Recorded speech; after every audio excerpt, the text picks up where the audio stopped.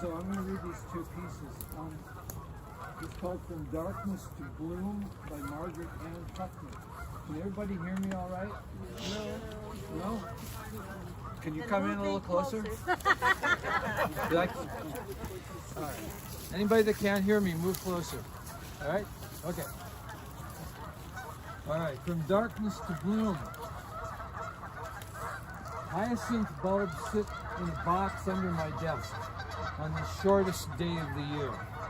I keep peeking, but they're still just root and promise. It seems unnatural to leave them in the dark.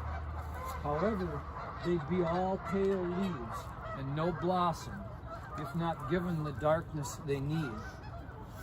How we fear darkness, the places of secrecy, dormancy, and decay.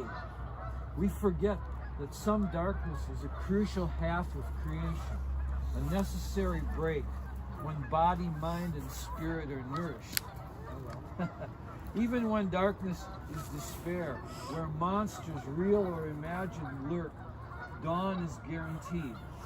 Day follows night as surely as bloom follows bulb. That's the promise of this season.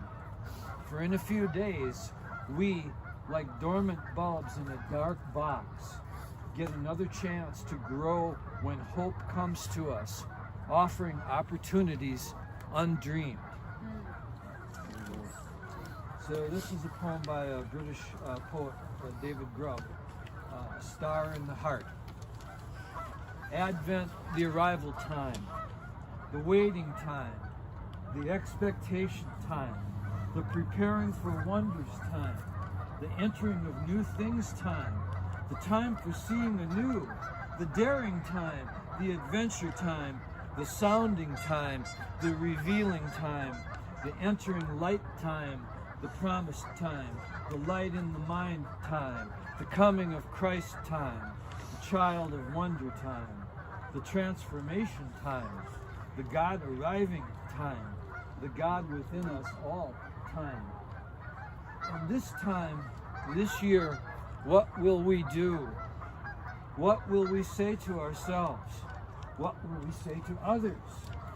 What doors will open? What strangers will we greet?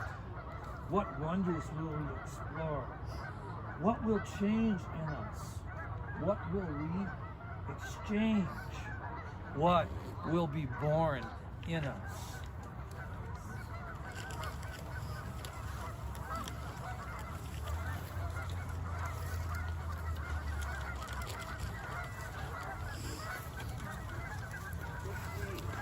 Thank you, Thomas. Thank you.